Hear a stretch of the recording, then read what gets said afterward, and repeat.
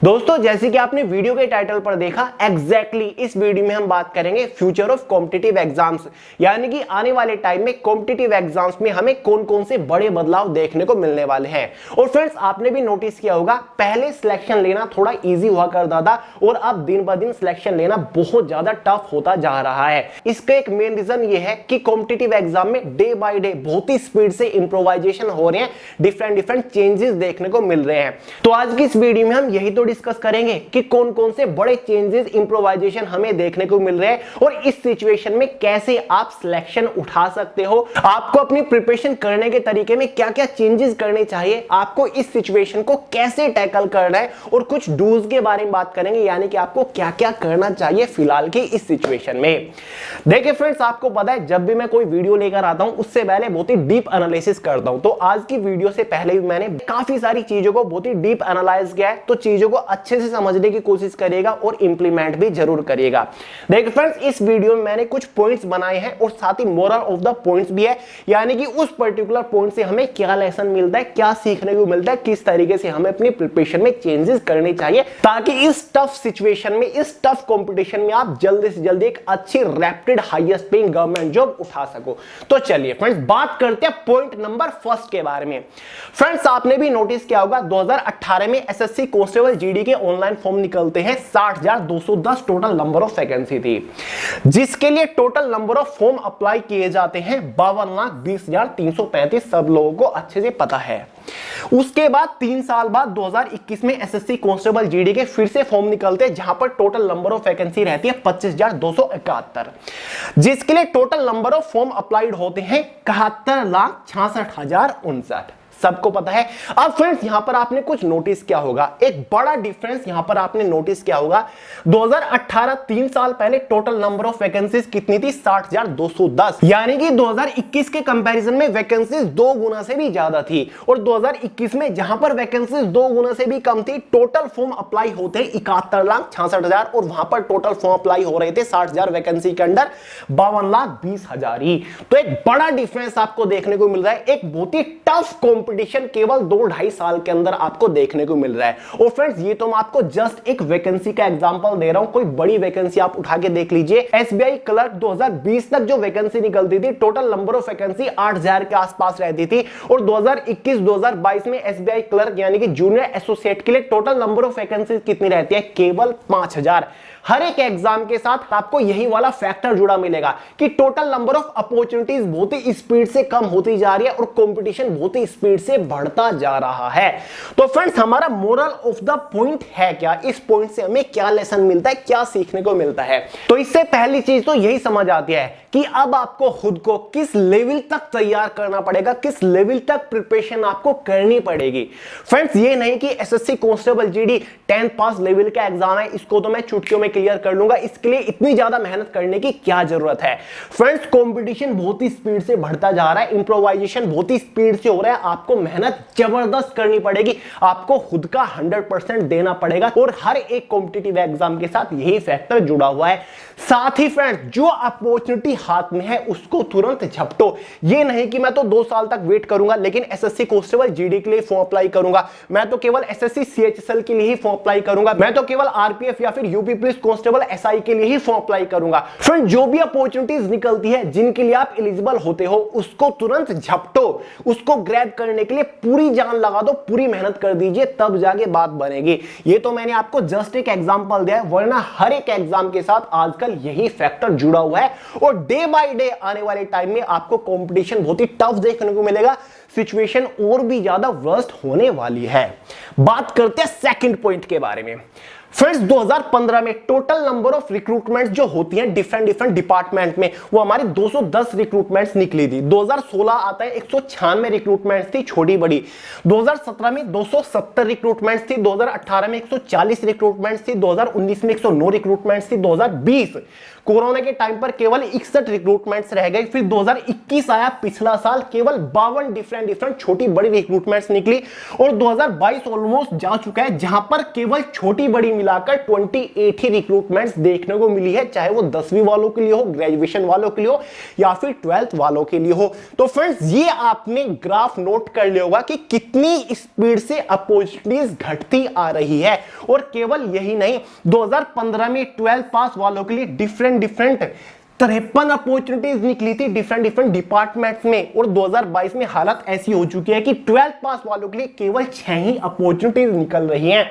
यानी कि दिन पर दिन 12th पास वालों के लिए अपॉर्चुनिटीज घसती जा रही हैं। आपने नोटिस कर ही लिया होगा एसएससी सीएचएसएल की वैकेंसी के साथ क्या हुआ है, शॉर्टिंग असिस्टेंट, पोस्टल असिस्टेंट की वैकेंसी निकलती थी 12th पास वालों के लिए, अब इनके लिए भी क्वालिफिकेशन ग्रेजुएशन पास कर दिया गया और अब वो दोनों पोस्ट एसएससी सीजीएल के अंडर निकल रही है जहां पर बैचलर डिग्री मैंडेटरी है। फ्रेंड्स 2022 की तो हालात आपने देख ही ली होगी, केवल 28 रिक्रूटमेंट्स है जहां पर 12th पास वालों के लिए केवल 6 ही रिक्रूटमेंट्स है। 2023 की हालत और भी खराब होने वाली है, मेरे हिसाब से 15 पे जाएंगी और फिर 2024 की और भी वर्स्ट सिचुएशन होने वाली है। और फ्रेंड्स ये वाला डाउनफॉल तो देखने को मिलना ही था, क्योंकि कुछ ऐसे रिक्रूटमेंट्स बोर्ड डिपार्टमेंट्स हैं जो कि इस तरीके से एक्ट कर रहे हैं जैसे कि हम तो है ही नहीं। जैसे कि DSSS भी वैकेंसी अनाउंस करके छोड़ देता है और फिर वैकेंसीज निकालता नहीं है, एग्जाम 3-3 साल के पेंडिंग पड़े हुए हैं, साथ ही UPSSC पैट पे पैट लिए जाएगा लेकिन वैकेंसी नहीं निकालेगा। रेलवे ऐसा चुप हो जाता है 4-5 साल में वैकेंसी निकाल के जैसे हुई नहीं। RPF 4-5 साल पहले अनाउंसमेंट कर देगा और फिर वैकेंसी नहीं निकालेगा। ऐसे ही स्टेट पुलिस, पहले क्या होता था, स्टेट पुलिस के अंदर हर साल कांस्टेबल, सब इंस्पेक्टर की वैकेंसीज देखने को मिलती थी और अब हर एक स्टेट की यही हालत है कि पुलिस कांस्टेबल या फिर एसआई की वैकेंसी कई साल तक देखने को नहीं मिलती। तो भाई ये डाउनफॉल आना तो निश्चित है। तो फ्रेंड्स ये जबरदस्त डाउनफॉल आपको देखने को मिल रहा है, जितना जल्दी हो सके सिलेक्शन उठाने की कोशिश करिए इस डाउनफॉल में। और friends moral of the point क्या है, यानी कि इस पॉइंट से हमें क्या लेसन मिलता है, जैसे कि आपको बता चुका हूं, जो अपॉर्चुनिटी हाथ लगे उसको तुरंत झपटो, उसको ग्रैब करने के लिए जान लगा दीजिए। जितने भी फॉर्म्स निकलते हैं, वैकेंसीज निकलते हैं, जिनके लिए आप एलिजिबल होते हो उनके लिए फॉर्म अप्लाई करके जी जान से मेहनत करके प्रिपरेशन करिए। किसी एक पर्टिकुलर अपॉर्चुनिटी के लिए वेट मत करिएगा वरना मौका हाथ से निकल जाएगा। और साथ ही क्वालिफिकेशंस को बढ़ाइए, ये नहीं कि 12th करते ही कॉम्पिटिटिव एग्जाम्स की तैयारी में लग गए, सोचे कि 1-2 साल ग्रेजुएशन को ड्रॉप दे देता हूं। नहीं फ्रेंड्स, ग्रेजुएशन इज मस्ट और आने वाले टाइम में आपको 12th बेस्ड की एक भी अपॉर्चुनिटी नहीं देखने को मिलेगी, सभी में ग्रेजुएशन मैंडेटरी हो जाएगा।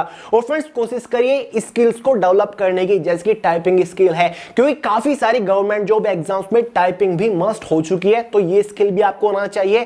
साथ ही स्टेनोग्राफी, शॉर्ट हैंड ये भी आनी चाहिए, साथ ही कुछ extra skill, certificates, computer knowledge, ये सभी मैंडेटरी हो चुकी है आजकल ये मोस्टली गवर्नमेंट जॉब्स के सिलेक्शन प्रोसीजर में। और आने वाले टाइम में तो 10-12 वालों के लिए अपॉर्चुनिटी बचेगी ही नहीं। नेक्स्ट है पॉइंट नंबर 3, पता नहीं कितने लोगों ने नोटिस किया है, सन 2000 में यूपीएससी, आईएएस, पीसीएस एग्जाम्स में जो क्वेश्चंस पूछे जाते थे वो अब सन 2022 में आरआरसी ग्रुप डी एग्जाम्स में पूछे जा रहे हैं। बहुत बड़ा पॉइंट है फ्रेंड्स, जो 2000 में यूपीएससी, पीसीएस एग्जाम्स में क्वेश्चन पूछे जाते थे वो अब रेलवे ग्रुप डी एग्जाम्स में पूछे जा रहे हैं। ये तो फिर भी 22 साल का डिफरेंस है, लेकिन फ्रेंड्स मेरा एनालिसिस ये कह रहा है जो 2014-2015 में एसएससी, सीजीएल, सीपीओ एग्जाम्स में क्वेश्चन पूछे जाते थे वो अब 2021-22 में एसएससी, कांस्टेबल, जीडी, एमटीएस के एग्जाम्स में पूछे जा रहे हैं। फ्रेंड्स इस चीज को समझिए, इस चीज को फील करने की कोशिश करिए, कितना बड़ा इंप्रोवाइजेशन आपको देखने को मिल रहा है। यहां पर तो 3-4 साल बाद ही बड़े एग्जाम्स के क्वेश्चन छोटे एग्जाम्स में पूछे जा रहे हैं। और फ्रेंड्स आलम यह है कि एसएससी, सीजीएल 2022 में जो क्वेश्चंस पूछे गए उनमें से काफी सारे सिमिलर क्वेश्चंस उसी सन में एसएससी, सीएचएसएल एग्जाम में भी पूछे गए। यहां पर ग्रेजुएशन बेस ऑफिसर लेवल की पोस्ट है और ये 12th बेस लेवल वाली पोस्ट है, 12th बेस लेवल का एग्जाम है। तो फ्रेंड्स ये चीजें हो रही हैं। फ्रेंड्स अब जो तैयारी एसएससी, सीजीएल एग्जाम को क्रैक करने में लगती है वही लेवल की तैयारी SSC, CHSL, SSC, MTS, SSC, constable, GD exam को करने में लगेगी, क्योंकि जो क्वेश्चंस इन बड़े एग्जाम्स में पूछे जा रहे हैं वही रिपीटेडली क्वेश्चंस इन एग्जाम्स में भी पूछे जा रहे हैं। तो friends moral of the point हमारा क्या हो जाता है, यानी कि फ्रेंड्स अब आपको अपने तरीके बदलने पड़ेंगे। अब प्रिपरेशन करने के पुराने तरीके काम नहीं आएंगे, अब पुरानी बुक्स काम नहीं आएगी, आपको तरीके और बुक्स सब कुछ बदलना पड़ेगा। पहले क्या होता था, एक ही बुक से आप हर एक एग्जाम को क्रैक करने लायक बन जाते थे। अब भी काफी सारे लोग डॉक्टर आर.एस. अग्रवाल, एस चंद की बुक ले रहे हैं और मैथ की तैयारी कर रहे हैं। बहुत ही ओल्ड बुक है यार। अब क्वेश्चंस का लेवल बदल चुका है, क्वेश्चंस नेक्स्ट लेवल के पूछे जा रहे हैं। आपको बुक्स भी बदलनी पड़ेगी, लेटेस्ट बुक से आपको प्रिपरेशन करनी चाहिए। बुक्स के अंदर भी वैरायटी होनी चाहिए। मैथ्स की प्रिपरेशन कर रहे हो तो कम से कम 2-3 टाइप की बुक आपके पास होनी चाहिए, ताकि हर एक टाइप के क्वेश्चंस के ऊपर प्रैक्टिस कर सके। और साथ ही प्रिपरेशन करने के तरीके में ये भी आता है कि जितने भी एग्जाम्स होते हैं वो सभी एग्जाम्स आपको एनालाइज करना चाहिए। भले ही आप एसएससी सीएचएसएल की तैयारी कर रहे हो, लेकिन अगर उससे पहले सीजीएल का एग्जाम हो रहा है तो सीजीएल की सभी शिफ्ट आपको एनालाइज करनी चाहिए, जिससे आपको आइडिया लगेगा कि हाँ किस तरीके से, किस बेसिस के, किस टाइप के क्वेश्चंस एग्जाम में पूछे जा रहे हैं। उन सभी क्वेश्चंस के ऊपर आपको प्रैक्टिस करनी पड़ेगी। और सबसे इंपॉर्टेंट, किसी एक्सपीरियंस्ड टीचर गाइडर को फॉलो करिए, जैसे कि मैं, यानी कि जो आपको टाइम टू टाइम गाइड करता रहे, क्या चल रहा है क्या नहीं चल रहा है, किस तरीके से आपको प्रिपरेशन करनी चाहिए, क्या आपको पढ़ना चाहिए, एग्जाम्स में क्या क्या पूछा जा सकता है, टॉप स्कोरिंग टॉपिक्स क्या है, जो कि आपको time to time, day by day, हर कदम पे अच्छे से गाइड करता हुआ चले। फ्रेंड्स, आजकल जो ऑनलाइन टीचर है, ऑनलाइन गाइडर है, ये बेस्ट इसलिए माने जाते हैं क्योंकि ये यहां से निकल चुके हैं, ये सभी एग्जाम्स दे चुके हैं, इन सभी एग्जाम्स को डेली एनालाइज करते रहे। तो आजकल मच बेटर है ऑनलाइन जो टीचर है या फिर गाइडर है, क्योंकि मैंने नोटिस किया है जो पुराने कोचिंग सेंटर्स हैं उनके टीचर को खुद नहीं पता कि एग्जाम में किस लेवल के क्वेश्चन पूछे जाते हैं, एग्जाम का पैटर्न फिलहाल क्या चल रहा है। तो तरीके से, केयरफुल तरीके से चलिएगा। क्लियर है? बढ़ते हैं थोड़ा सा नेक्स्ट पॉइंट के ऊपर। Point number 4, friends, current affairs the big challenge. Friends, आज के टाइम में हर एक कॉम्पिटिटिव एग्जाम में करंट अफेयर मोस्टली एस्पिरेंट्स के सामने एक बड़ा चैलेंज बन के उभर रहा है। क्यों? फ्रेंड्स, पहले क्या होता था, अगर जनरल अवेयरनेस के अंदर से 25 क्वेश्चन एग्जाम में पूछे जा रहे हैं, उनमें से 1 या 2 क्वेश्चन करंट अफेयर से पूछा जाता था। लेकिन आज हालत यह है कि अगर 25 क्वेश्चन जनरल अवेयरनेस से आ रहे हैं तो 10 से 12, 14 क्वेश्चन करंट अफेयर के आ जाते हैं। और हालत इस कदर खराब है कि 90% स्टूडेंट्स करंट अफेयर का एक भी क्वेश्चन सोल्व नहीं कर पाते। इसलिए करंट अफेयर एक बड़ा चैलेंज बना हुआ है। बहुत सारे स्टूडेंट्स को समझ नहीं आता कि यार किस तरीके से करंट अफेयर की प्रिपरेशन करें, कैसे भी पढ़ ले फिर भी करंट अफेयर समझ नहीं आ रहा है, करंट अफेयर से question out of mind, out of syllabus ही जा रहे हैं। तो कैसे इस प्रॉब्लम का सॉल्यूशन निकाले? और फ्रेंड्स, आने वाले टाइम में एग्जाम का फ्यूचर यही रहने वाला है कि अगर जनरल अवेयरनेस से 25 क्वेश्चन आ रहे हैं तो 25 के 25 क्वेश्चन आपको करंट अफेयर से देखने को मिलने वाले हैं, क्योंकि इस चीज में बहुत ही स्पीड से इंप्रोवाइजेशन आ रहा है। हिस्ट्री, ज्योग्राफी, पॉलिटी के क्वेश्चन डिक्रीज होते जा रहे हैं और करंट अफेयर और साथ ही science and technology current affair section से क्वेश्चन बढ़ते जा रहे हैं। तो आने वाले टाइम में करंट अफेयर ही आपको एग्जाम में देखने को मिलेंगे, हिस्ट्री ज्योग्राफी गायब ही होने वाली है।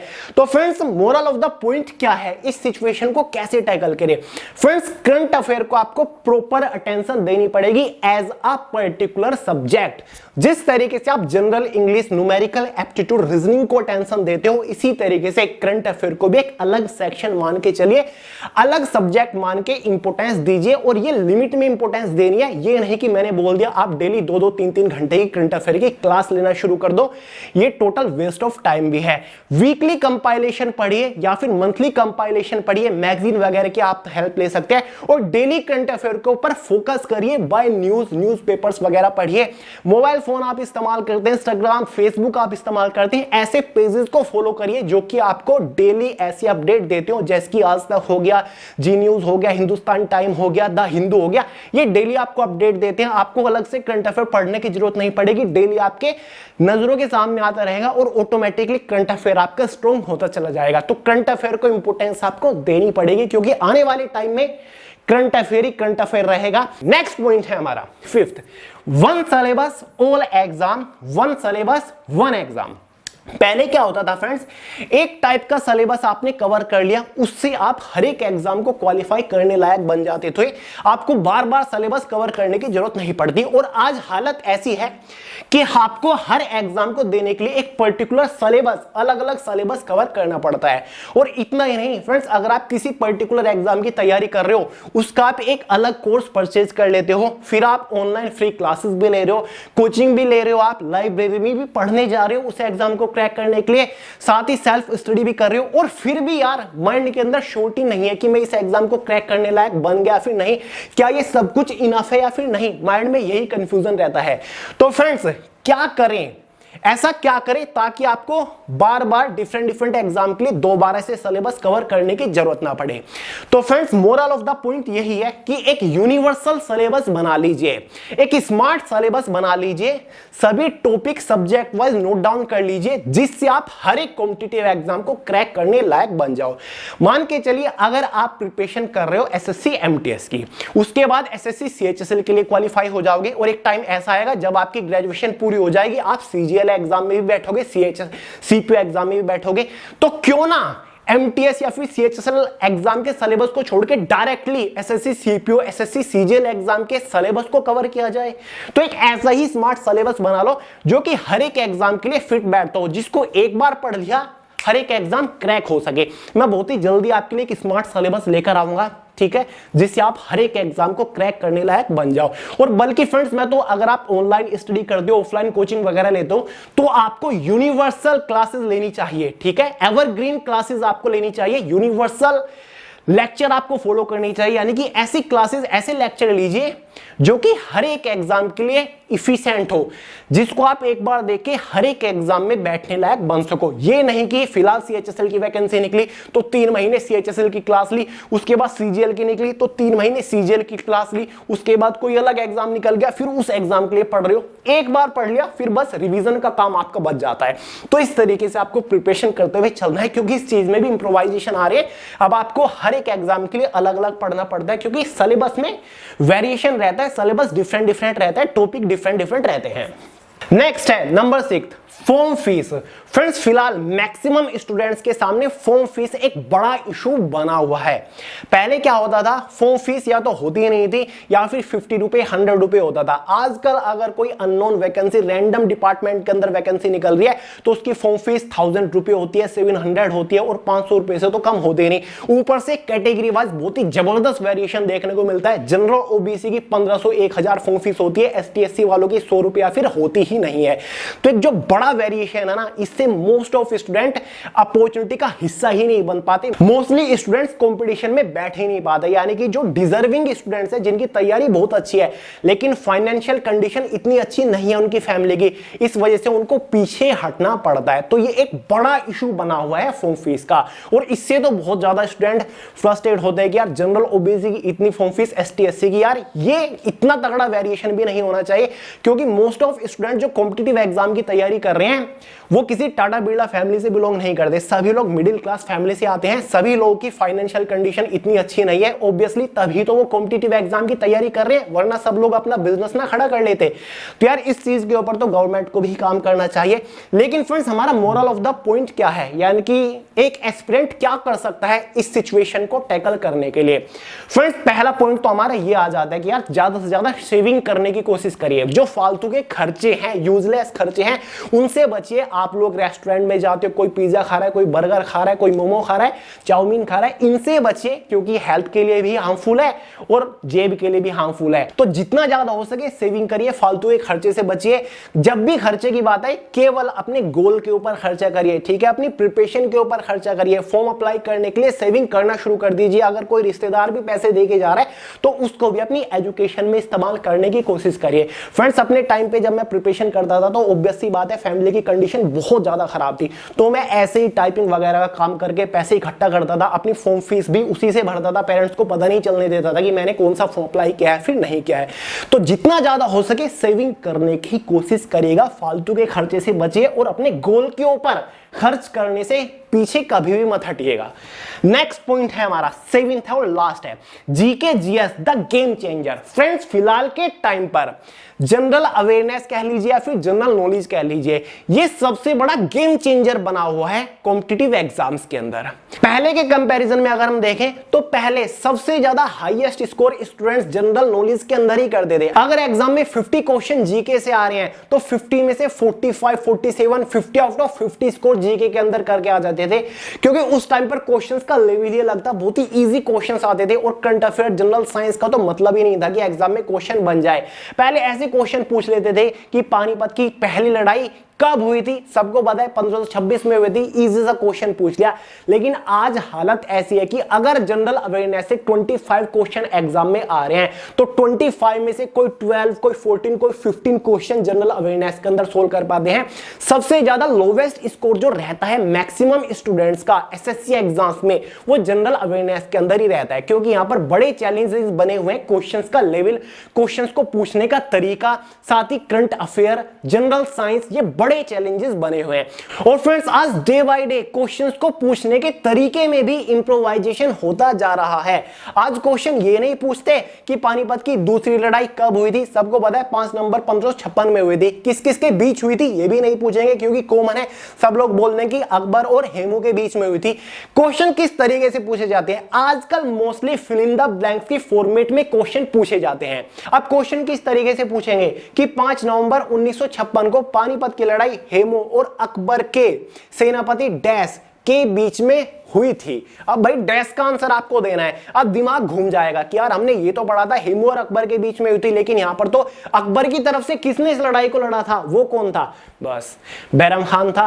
ये सारी छोटी छोटी चीजें यानी कि क्वेश्चन के अंदर डीप डीप डीप घुसते जा रहा है। ठीक है, जो बेसिक चीजें थी, जो क्वेश्चन पहले पूछे जाते थे, वो तब भूल ही जाइए।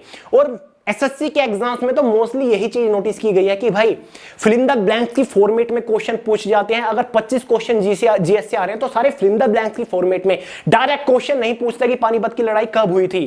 ठीक है, फिल इन द ब्लैंक्स की फॉर्मेट में आपको कंफ्यूज करने के लिए। इसीलिए तो मैं बोल रहा था कि अब पुराने तरीकों से पढ़ के या फिर पुरानी बुक से पढ़ के काम नहीं चलेगा, तरीके भी नए लाने पड़ेंगे, बुक्स भी आपको कुछ नई और वेरिएशन में लानी पड़ेगी, तब जाके बात बनेगी।